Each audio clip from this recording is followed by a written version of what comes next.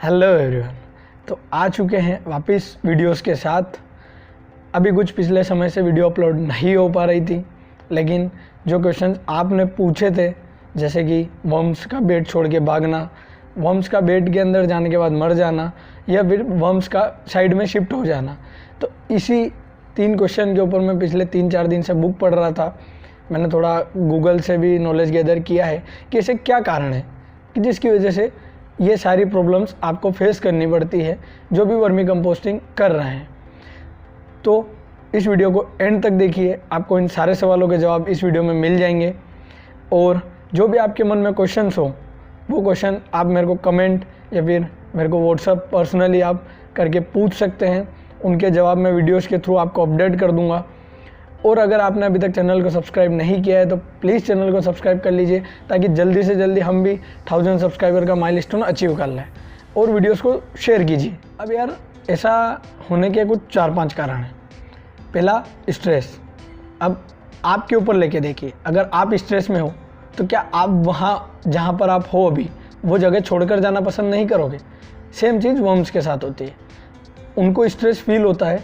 कैसे? जब अगर आपके बेड में आपने जो गोबर डाला है उसमें या तो हल्का फुल्का केमिकल मौजूद हो या फिर कोई गैसेस मौजूद हो, तो वो उनको स्ट्रेस में लाती है, क्योंकि वो उनके लिए हानिकारक है। इसलिए वो आपका बेड छोड़कर जाना पसंद करते हैं वर्म्स। अब आपको क्या देखने को मिलेगा इसका साइन कि हाँ वर्म्स स्ट्रेस में है या नहीं?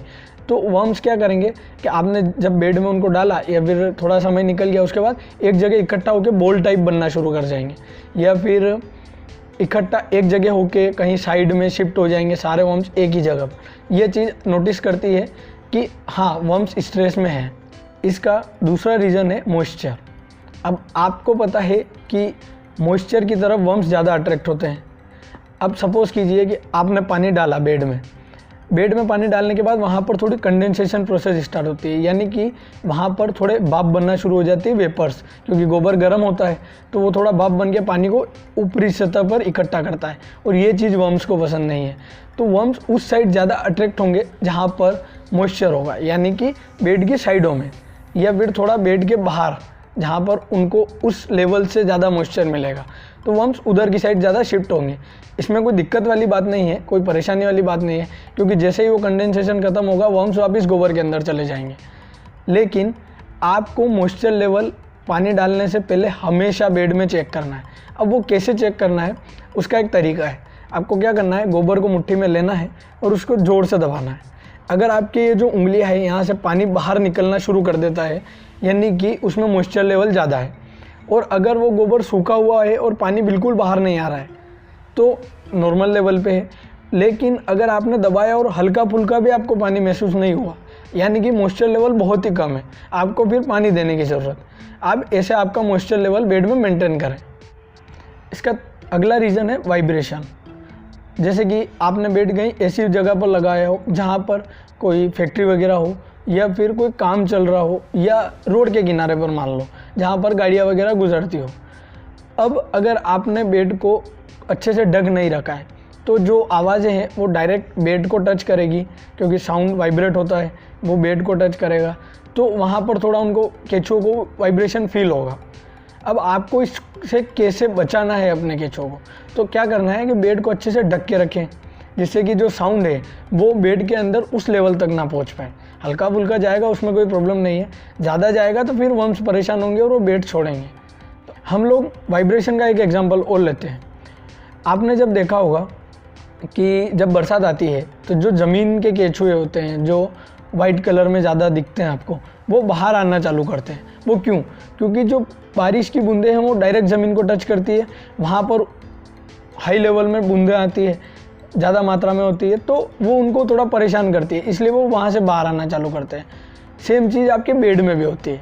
जब बारिश ज़्यादा लेवल से एक बार में बेड पे गिरेगी पूरी, तो फिर वर्म्स को थोड़ी परेशानी होगी।